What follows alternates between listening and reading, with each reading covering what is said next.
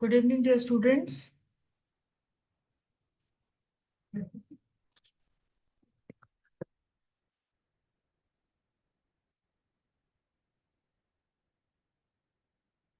So today we are going to start with we are going to solve the model question paper. Okay.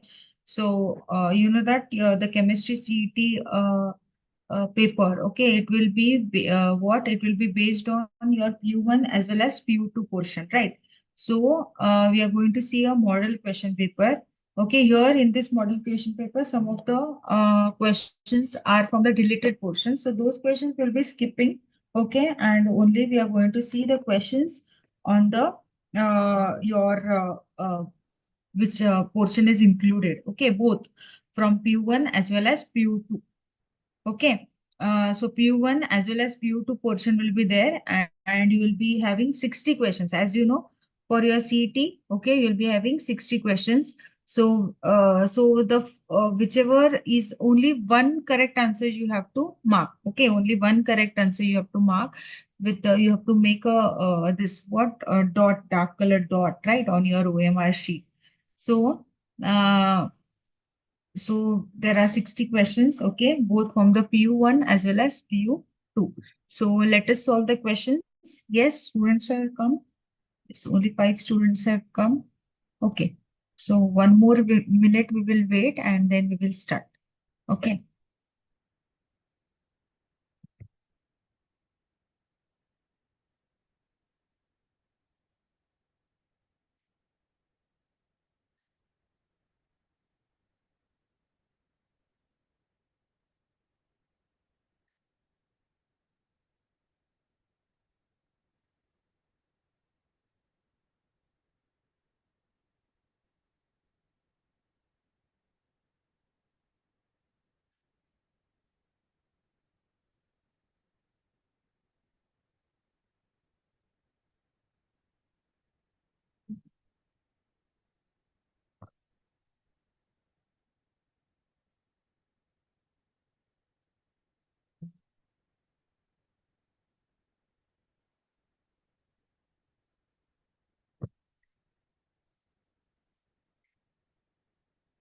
Okay.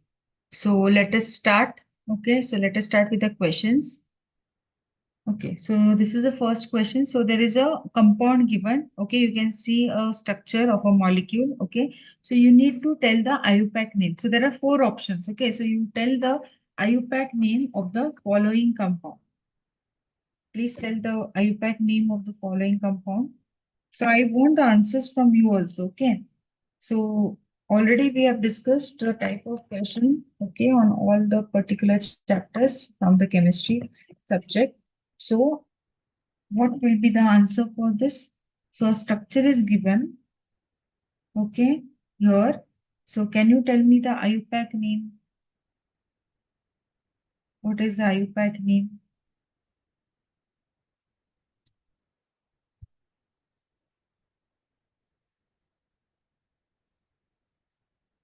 What is the IUPAC name? How you're going to name that compound?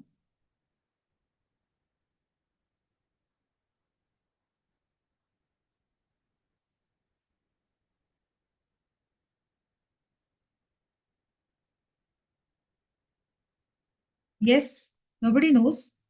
6 students are there, 6 students, nobody knows.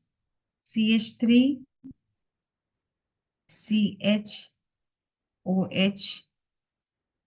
CH2, CH, COH, CH3. So there are four options. First one is 4-hydroxy, 1-methyl pentanoic acid. 4-hydroxy, 2-methyl pentanoic acid. Third one, 2-hydroxy, 4-methyl pentanoic acid.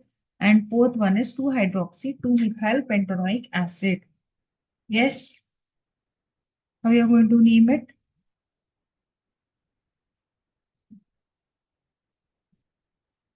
How you are going to name this compound, students? Try. If your answer is wrong, also no problem, but you need to try.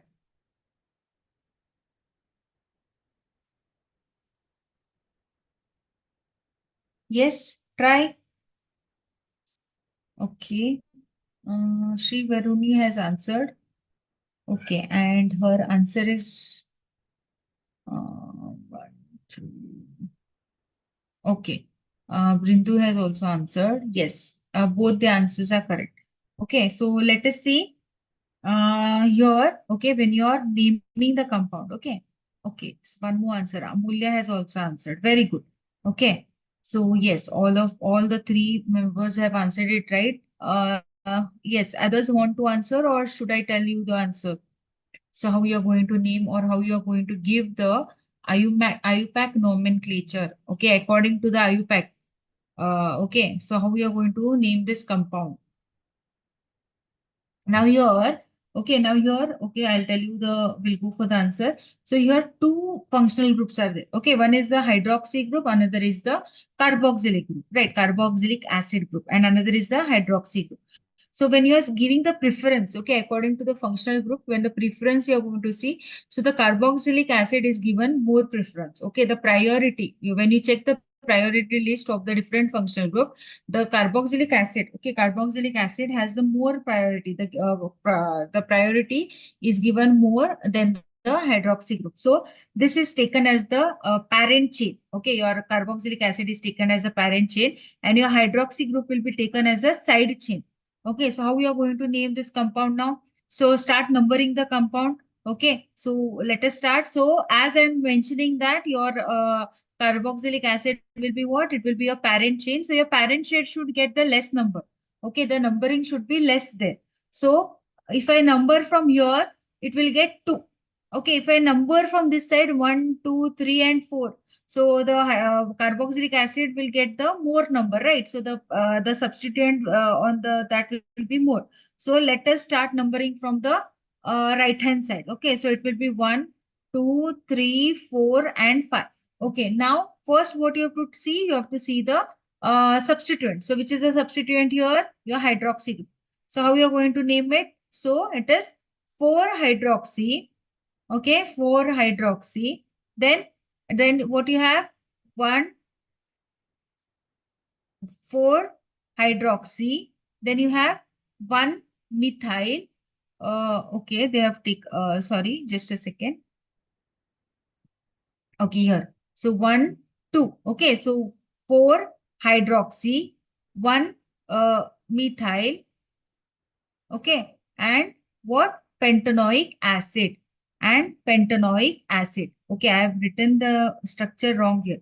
So this should come here, this should come here. Okay, so CH, COOH, and here is CH3.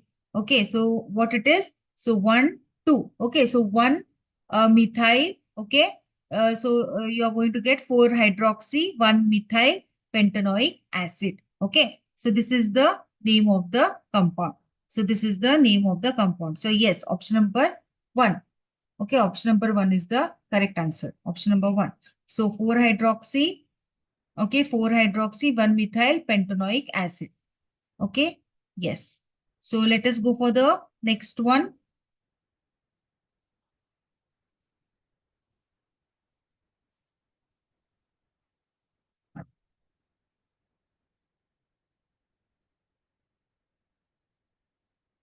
Alkali metals. Alkali metals have negative reduction potential.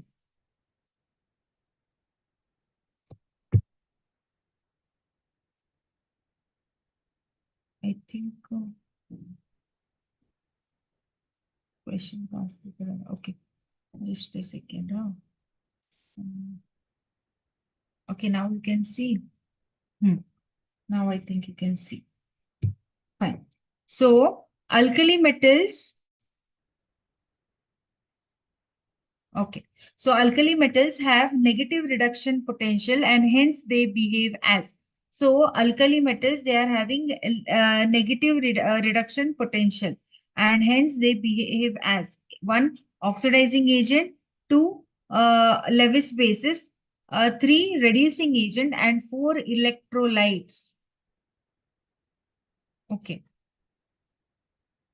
Alkali metals have negative reduction potential and hence they behave as.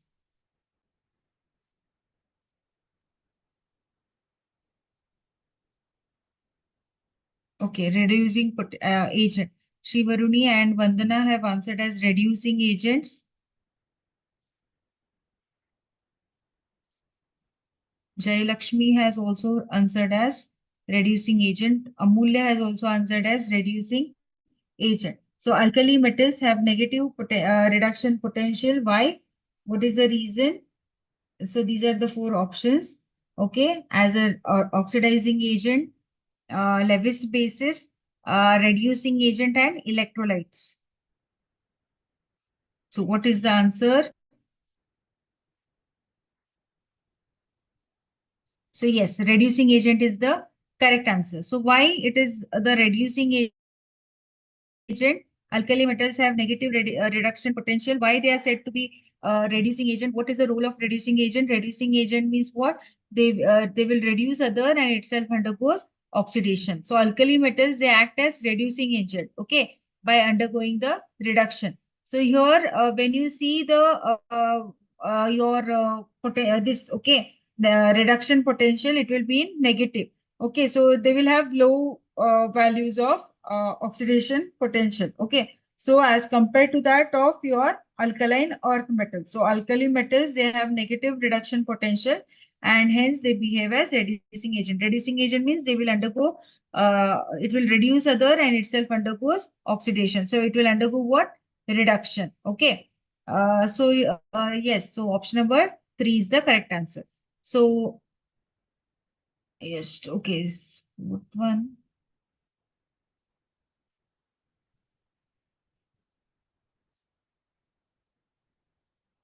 Okay, third one you skip. This is from states of, okay.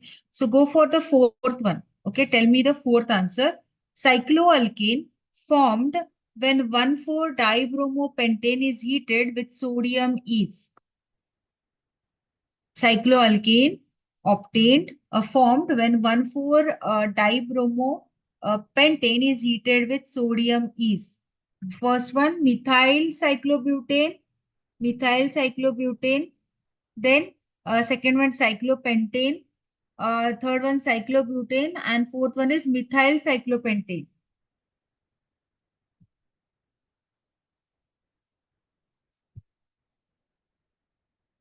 Okay. Vivo, please update your name. Okay. Jay Lakshmi has answered as 2. Shri Vandana has answered as 4. Shri Varuna has answered as 1. Okay, 4 different answers I have got. Amulya has answered as 1. Okay.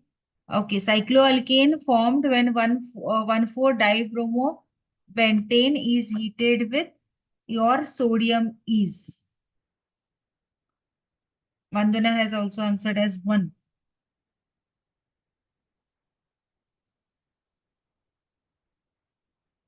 Cycloalkane.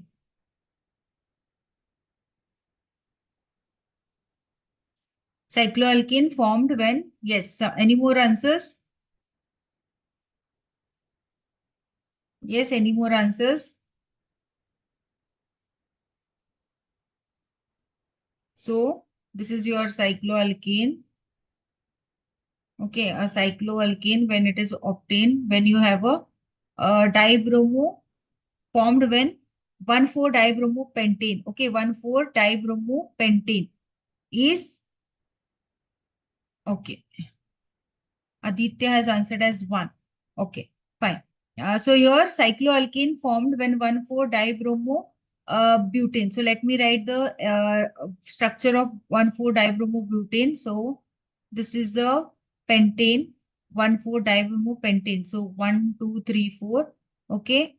Then this is CH3, your one CH3. So this is a pentane, 1, 2, 3, 4, 5, 6, I've written. Okay. So this is your pentane. Pentane means 1, 2, 3, 4, 5. Okay, 5 carbon. Now at 1 and 1, 2, 3, 4. At 1 and 4 position, you have your what? You have your Br groups. Okay. So CH2Br and CHBr. Okay. So this is your what? 1,4 dibromopentane. So what is happening? This 1,4 dibromopentane, you have heated with sodium.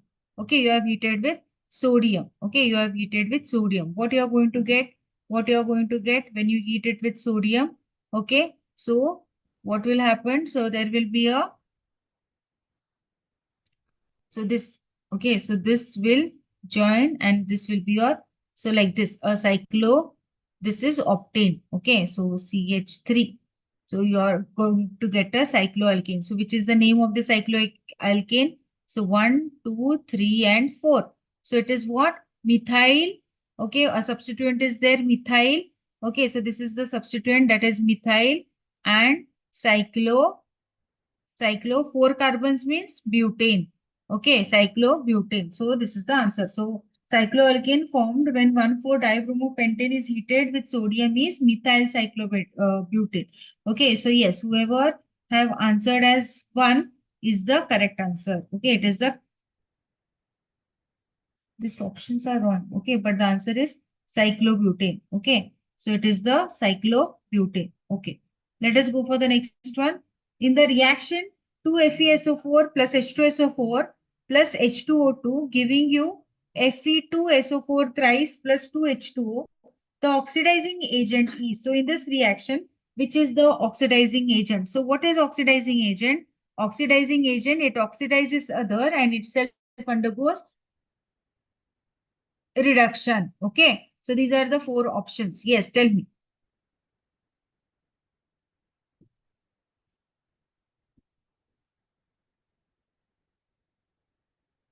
In the reaction,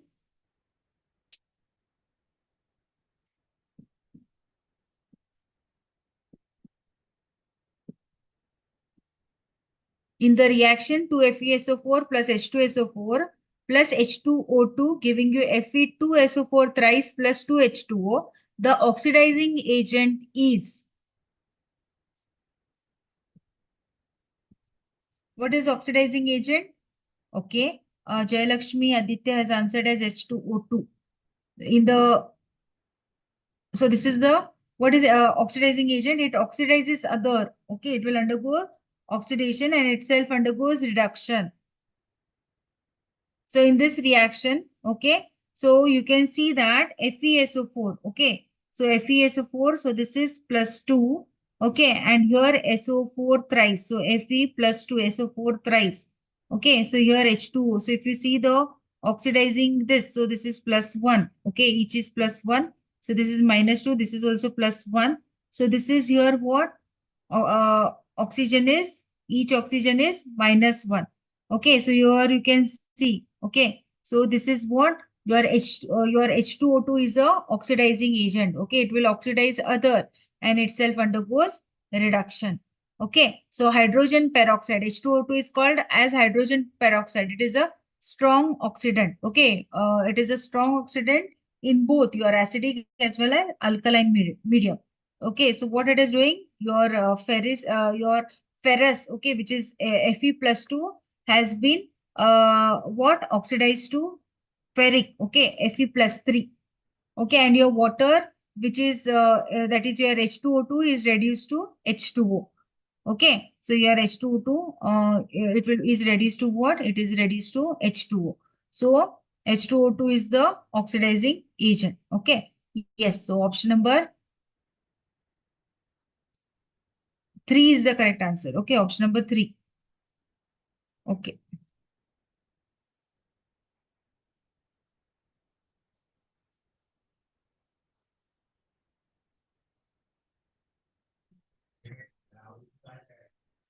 Given thermochemical equation, okay,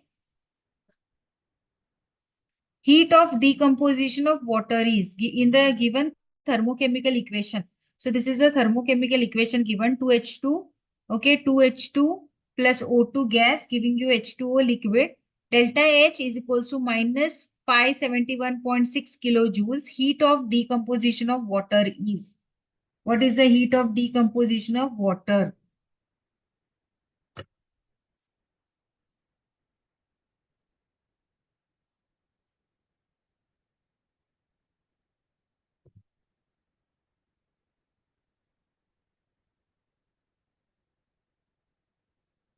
How you are going to find out?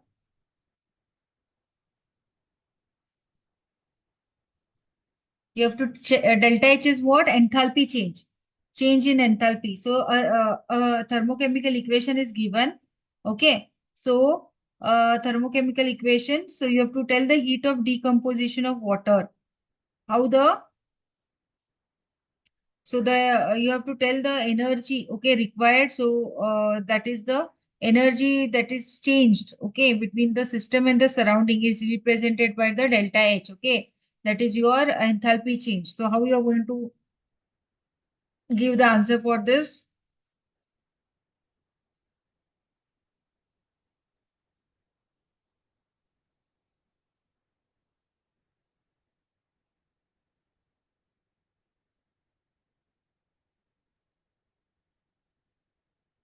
Decomposition, heat of decomposition of water. Decomposition of water means 2H2O, okay, 2H2O giving you H2 gas plus half O2. Okay, gas. So here your water which is liquid, okay, your water which is liquid. So decomposition. Okay, so what you are going to do? So you are going to so your delta H is given. So if I divide by 1.6 by 2, okay. So if I divide it by 2, so what I'm going to get? Yes. So 571.6. So your change in enthalpy, okay, for decomposition of water, if you divide it by 2, okay. So what I'm doing, whatever the reaction is given, I have reversed the reaction, okay, and I'm going to, what I'm going to divide it by 2. When I'm dividing it by 2, okay, and when I've reversed the reaction, the your minus sign, okay, the sign will be changed, okay, sign also will be changed. So your delta H sign from negative, it will be changed to positive. So what will be the answer? So if I do this 571.6 by 2, it is 285.8 kilojoules. So option number 4 plus 285.8 kilojoules. Okay. So who all have answered as 4? Amulya has answered, Aditya has answered, Mantana has answered. Very good. Okay. So yes, 4 is the correct answer. Okay. Yes. So let us go for the next one. So seventh one. Okay. It is from the chapter polymers. So skip it. Go for the eighth one. Tell me the electronic configuration of copper plus 2. Copper plus 2 ion. What is the electronic configuration of copper plus 2 ion? Plus 2 means 2 electrons are lost. So what you need to do? First find the electronic configuration of what? First find the electronic configuration of your copper. Okay, and then you what you do? Minus the 2 electrons. Okay, minus the 2 electrons. See how what will be your answer? Copper. What is the copper? Copper is 29, right? Copper is 29. The electronic configuration of copper is 29. So copper will be what?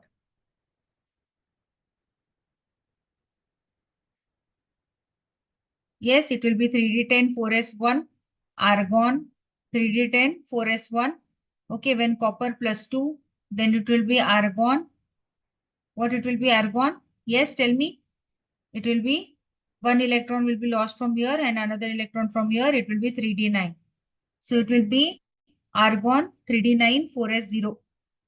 3d9 4s0. 2. Answer number 2. Yes, Aditya, Sri Varuni, Amulya has answered it correct. Very good. Okay. So I hope you have understood it. Okay. So the electronic configuration, first you write it for copper, which is 29. So argon 3d10 4s1 is the electronic configuration. Okay. And then plus means you have to subtract how many? 2 electrons plus 2. So 2 electrons. So first one electron will be gone from the s orbital and then the next electron will be gone from the d orbital. Okay. So it will be 3d9. Okay. Let us go for the next one.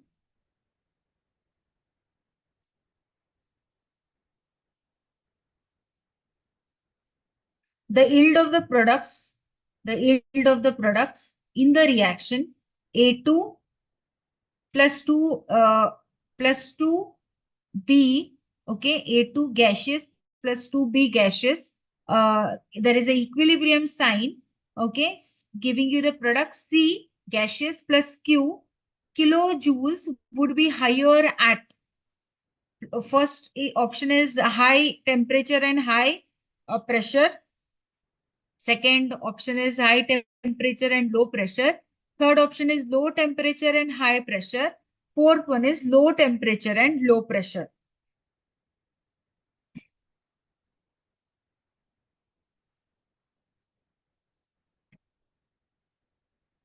So this is from the chapter your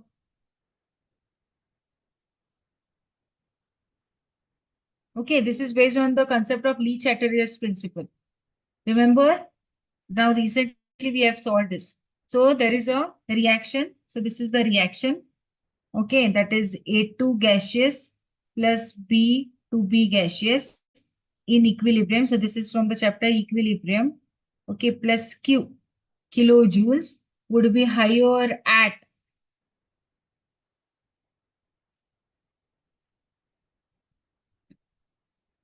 Yes, it will be higher at what? What will be the answer? Okay, Sri Varuni has answered as low temperature and high, low temperature and low pressure. Okay, option number fourth one. Okay,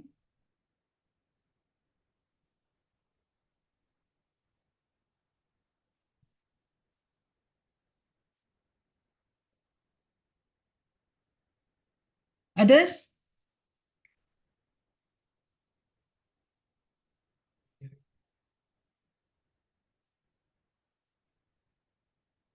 So the answer is third one, low temperature and high pressure. Okay, the answer is low temperature and high pressure. Why? What will be the reason? Sanjeevni Vandana have answered as well. No. So the yield of the products in the reaction A2 plus 2B gaseous in equilibrium giving you C gaseous plus Q kilojoules.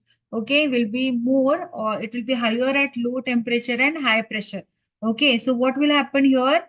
Okay, so according to the Le Chatelier's principle, okay, when you apply the Le Chatelier's principle, so the when you are increasing the pressure, okay, so what will happen? Increasing the pressure, it will shift the equilibrium to the side of the your fewer moles of gas. Okay, it will so few moles of the gas. Okay, that is in this reaction you can see there are 3 moles of gas, right? Here you can see there are 3 moles of gas. Okay, so 1 mole of your A2, okay, 2 moles of your B, and 1 mole of your C. Okay, now here you can see that on the product side you have only 1 mole. Okay, you have only 1 mole, but on the reactant side you have 3 mole. So what will happen? What will happen? The pressure it will shift where? It will shift to the equilibrium. Okay, when you increase the pressure, okay, if the pressure is more, the equilibrium will shift to the side of the reactant. Okay, or that is your product which is having fewer moles of gas. Okay, so that is because of that high pressure. So you are applying high pressure. Okay, when you are applying high pressure, what will happen? The equilibrium will shift to the product side because the number of moles are less. Then when you are seeing the temperature, okay, now here the reaction is exothermic. Okay, because the energy is released. Okay, here you can see the energy is released plus Q. Right, plus Q means the energy is released. So what will happen when you lower the temperature? What will happen? The formation of the product will be in the exothermic reaction. Okay, it will favor the formation of products in the exothermic reaction. So the reaction is exothermic. Okay, so because of that, low temperature and high pressure is applied. So this is based on the Le Chatelier's principle. Okay, so answer number C. Answer number C is the answer. Okay, let us go for the next one. Okay, 10th one. Mesomeric effect involves. So what do you mean by mesomeric effect, students? What do you mean by mesomeric effect? This is the question from your first year. Okay, from the hydrocarbons, no, not hydrocarbons, basic organic chemistry, first chapter of the organic chemistry. There we have studied about electromeric effect. Remember, we have studied about the electromeric effect. Then you have studied about the resonance effect, right? mesomeric effect, inductive effect. So what do you mean by your mesomeric effect? So first one, delocalization of pi electrons, delocalization of sigma electrons, third one, partial displacement of electrons, and fourth one, delocalization of pi and sigma electrons. Okay, Aditya, Vandana, Amulya has answered as one. Okay, delocalization of pi electrons. Sri Varuni has answered as fourth one. Okay.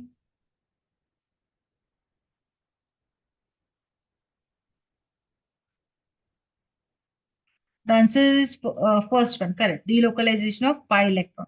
So delocalization of pi electron is the correct answer. Okay. So mesomeric effect, what it involves? The delocalization of pi electrons. Okay. Yes.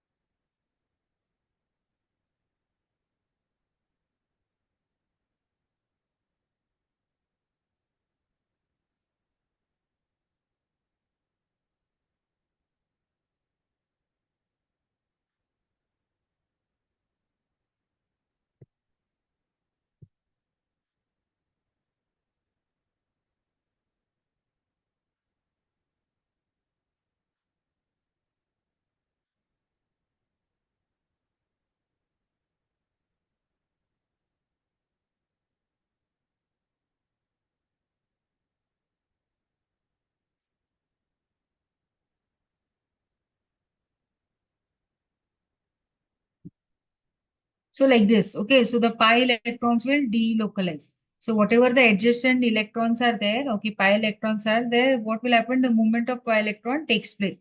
Okay, so delocalization of the pi electrons will takes place across the atoms. Okay, within the same molecule, this will take place. So what will happen that time? What will happen? The complete transfer of your pi electrons or the lone pair of electrons will be taken place to the adjacent atom. So beside the atom, okay, pi electrons, whichever the atom is present, okay, or the covalent bond is present, so there the adjacent transfer will take place. So option number one is the correct answer.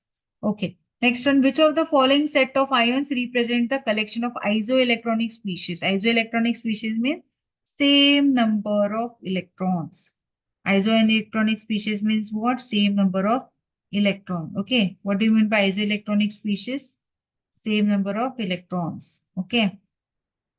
Which of one of the following sets of ions represents a collection of isoelectronic species?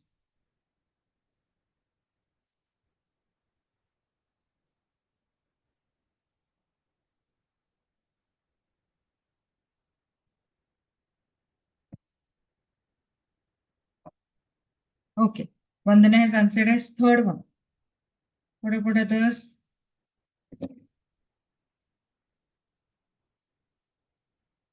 Okay. Vandana Shri Sanjeevni has answered as second one. Amulya has answered as third one again. Okay. Which of the following isoelectronic species means number of electrons will be same?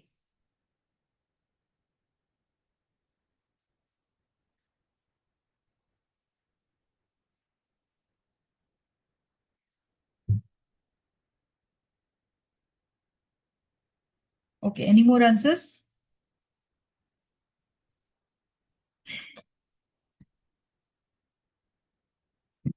Shri Varuni has also answered as third one. Okay.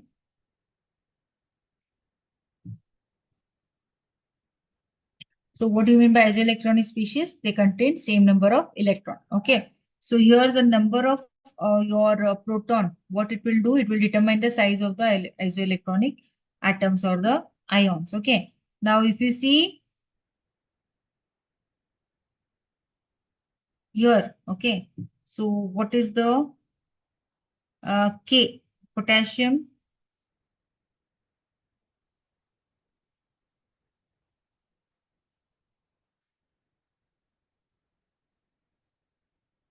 your chlorine. Okay, let us write. Okay. So your potassium. What is the atomic number of potassium?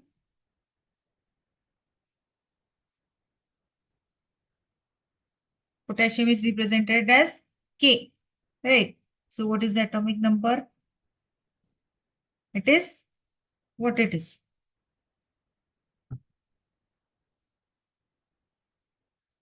19, right? Write down. So for 19, okay. So 19. Now K plus, okay. K plus is having what? K plus is having, so 19. K plus means 18 electron. K plus means how much? 18 electron, because 19 minus 1 will be how many? 18 electron. Now, your next is your chlorine. Chlorine is having 17. Okay, chlorine is having how many? 17. Chlorine minus. Minus means you are adding 1 electron. So it will be 17 plus 1 will be 18 electron. So whenever you have plus, that means you are subtracting. Whenever you are having minus, you are going to add one extra electron. Okay. Next is your Mg. What is Mg, students? What is Mg? Mg is,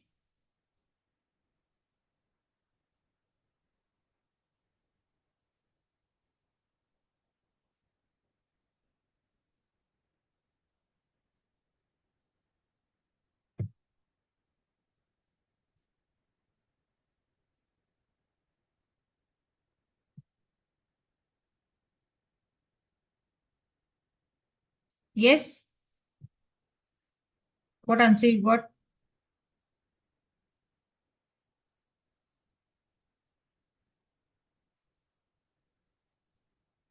Mg is 12. Okay. So 12, they have written plus 2 means 10, 12 minus 2 will be 10 electrons. Okay. It will be 10 electron. Scandium. What about scandium? What about scandium?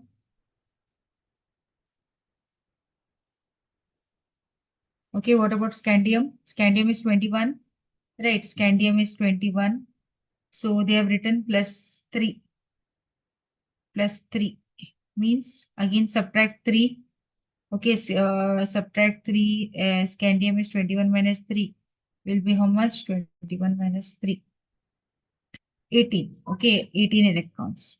So not first one, okay, not first one, because Mg is 10 electron. Then go for your third set. Okay, third set. K plus is 18 electron. Calcium, okay, C for calcium. Calcium is how much? Calcium is how much, students?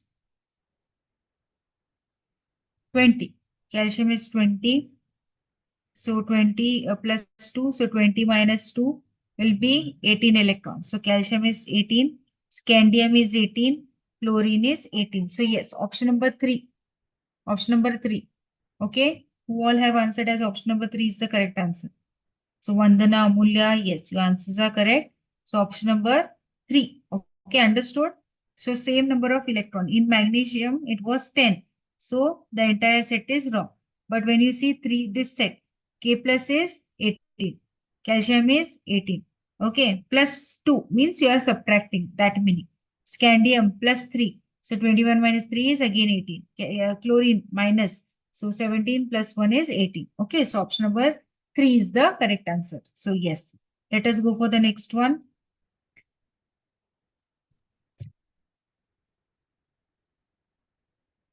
13th one, go for 13th one. Methane can be converted into ethane by the reaction. How you are going to convert methane into ethane?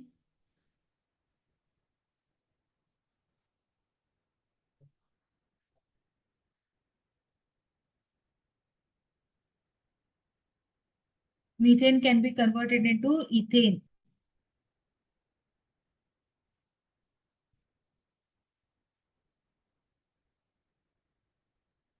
Methane is converted into by ethane by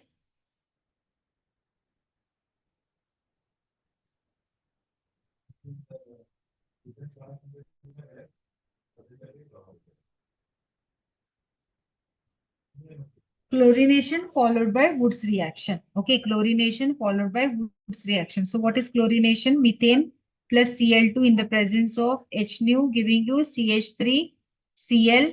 Okay, CH3 Cl. Now this CH3 Cl, okay, what you are going to do? I'm going to react it with Wood's reaction. Okay, CHCCl, CHCCl. Okay, in the presence of Na plus Cl and CH3. Okay, so what I'm going to get? What I'm going to get in the presence of dry ether?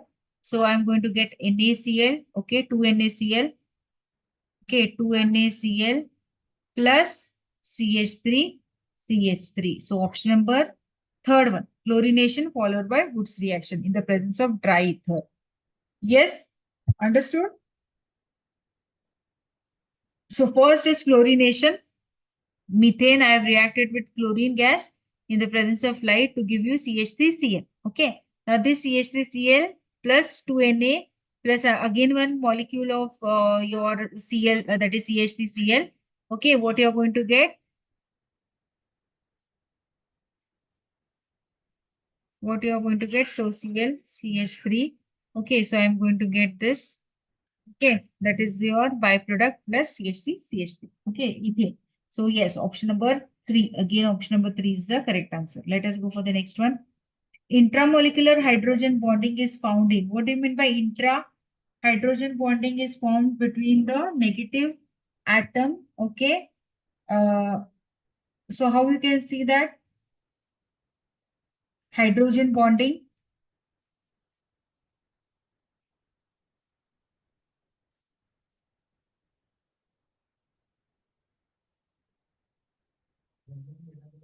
So hydrogen bonding where you can form?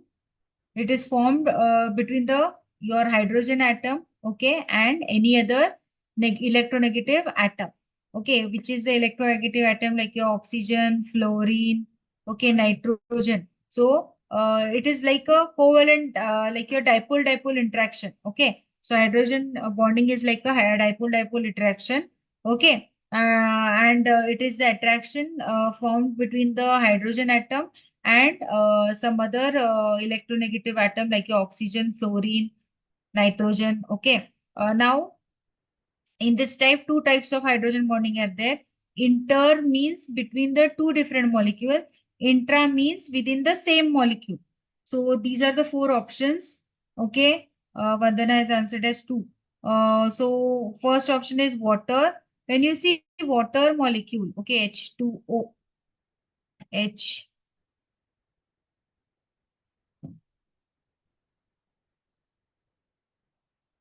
when you see water molecule,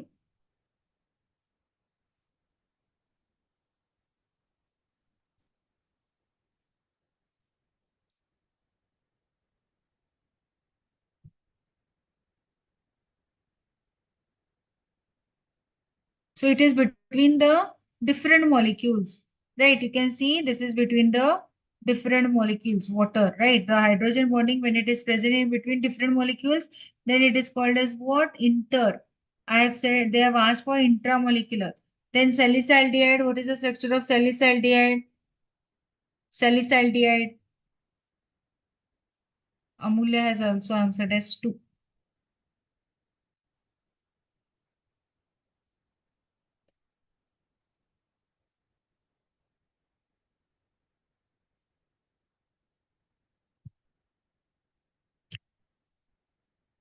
Salicylaldehyde.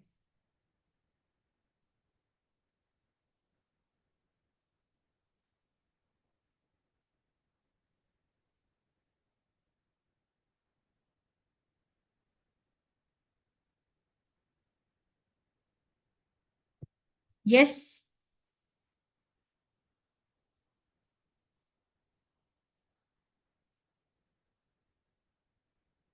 CHO and OH. Okay. One aldehyde and one OH group. Now, ammonia, NH3. So again, between the different molecules. So this is also wrong. This is also wrong. Benzophenone, benzophenone.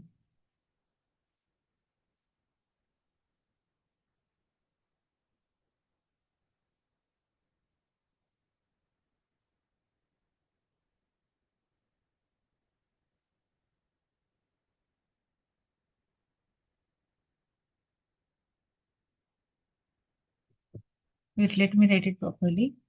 Benzophenone.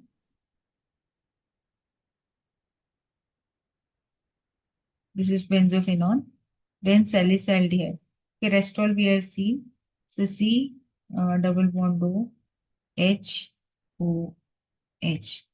So if I see in this structure, okay, when we see salicylaldehyde, so C double bond O H.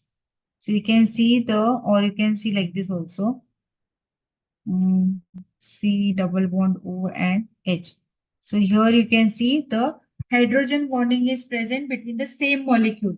So what did we say about the hydrogen bonding? Hydrogen bonding is like a dipole-dipole interaction between the atoms. Okay, a hydrogen atom will be attracted, okay, to the electronegative atoms, like your attractive forces are present between the hydrogen and the other electronegative atoms, like your nitrogen, oxygen, fluorine. So there are two types of hydrogen bonding. One is if the bonding is present between the same molecule, then it is called as the intra. If the bonding is present in different molecules, then it is called as inter. Now they have asked the example for a intra. Okay, that is within. So answer is 2, salicylaldehyde. Okay, the salicylaldehyde. So option number 2 is the correct answer. So yes, very good. Let us go for the next one. If 50% of the reactant is converted into product in the first reaction in 25 minutes, how much of it would react in 100 minutes? Yes, how are you going to solve this?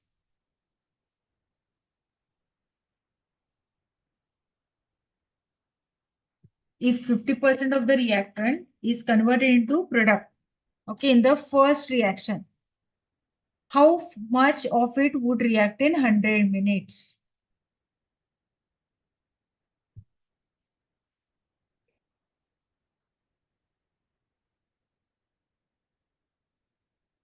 Yes, students, how are you going to answer this?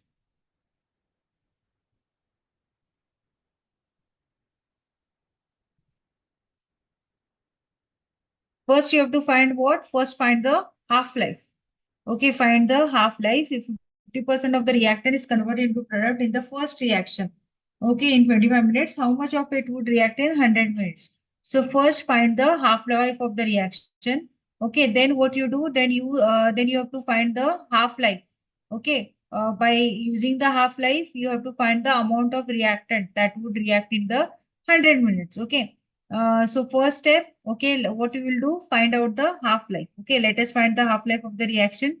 So since 50% of the reaction, okay, 50% of reaction is converted into product. So since 50% of the reactant is converted into product, in how many minutes? In 25 minutes. Okay. The half-life of the reaction is how much? Half-life of the reaction is 25 minutes. Okay. Half-life of the reaction is 25 minutes because already the half reaction is converted. So half-life is 25 minutes. Now, so from uh, so, s- uh, so from 100, okay, to convert into 50, it took 25 minutes. So from 50 again to convert into its half, that is 25, it took 25 minutes. From 25 to convert into its half, that is 12.5, it took 25 minutes. Then 12.5, its half is 6.25, it took 25 minutes. So total it was 100 minutes. So how much of it would react in 100 minutes is 6.25, right? So so 6.25, so 6.2% to 5% of reactant would react in 100 minutes, right? Now here, so 6.25, so 100 minus 6, 100 minus 6.25, so how much? Find out. 100 minus 6.25,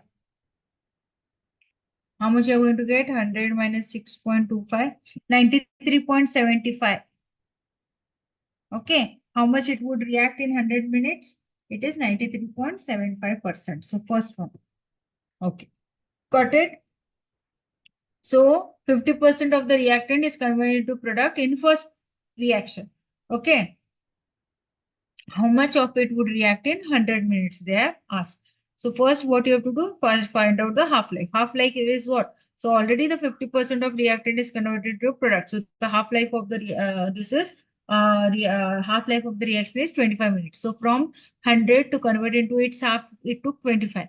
Again from 50 to convert into its half, 25, it took again 25 minutes. So like this, 25, 25, okay, 25, 25, 25, and 25. Total it was 100 minutes. So after 100 minutes, 6.25% of this, okay, reactant would react, right, in 100 minutes. So if 50% of the reaction is converted into a product in the first order reaction in 25 minutes, then how much it would react is 93.75%. So option number 1. Okay, fine. So yes, Vandana has answered. Very good. Okay. Understood up to here? So the number of optical isomers for the compound. So this is a compound. Tell me the number of optical isomers. CH3, CHBr, CHBr, and COOH. So how many number of optical isomers is required for this compound, particular compound?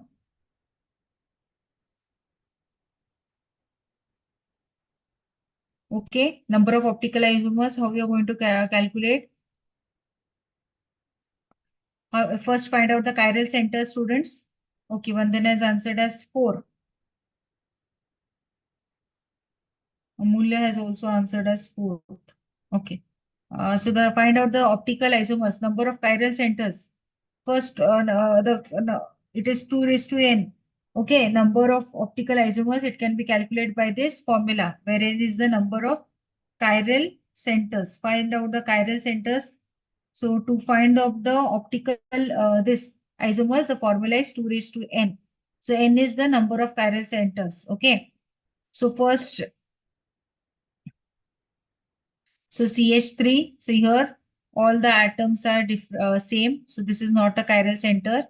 Okay. So you can see there are 2 chiral centers. Okay. If I consider this, so 1, 2, 3, and 4. Okay. 4 different atoms. So this is one chiral center. Then if I take this one, so this is 1, 2, 3, sorry, 1, 2, 3, and 4. Right. So this is another chiral center. So there are 2 chiral centers. So n is equals to 2. N is equals to 2. So 2 raised to 2 is how much? 2 square is 4. So yes, option number 4 is the answer. Very good. Okay, remember that. Fine. So 17th one skip. 18th one. The rate of reaction increases with rise in temperature because of.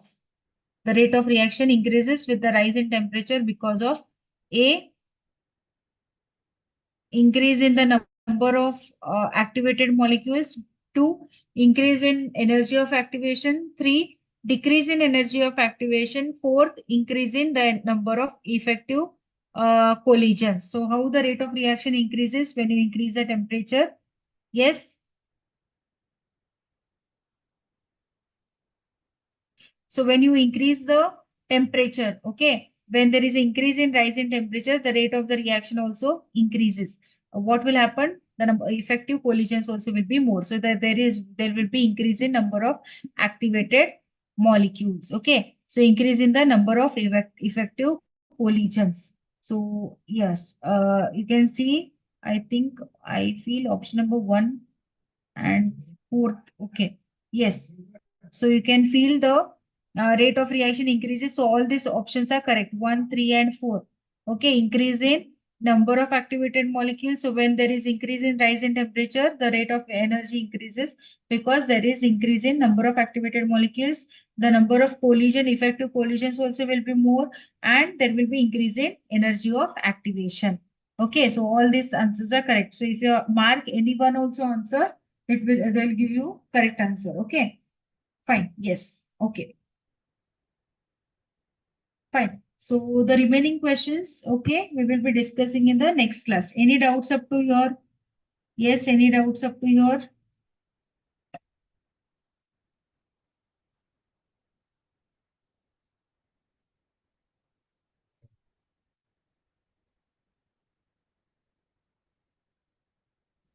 Okay, so the remaining questions we'll be discussing in the next class. Okay. So yes, so I shall end this session here. We will meet in the next class. Thank you.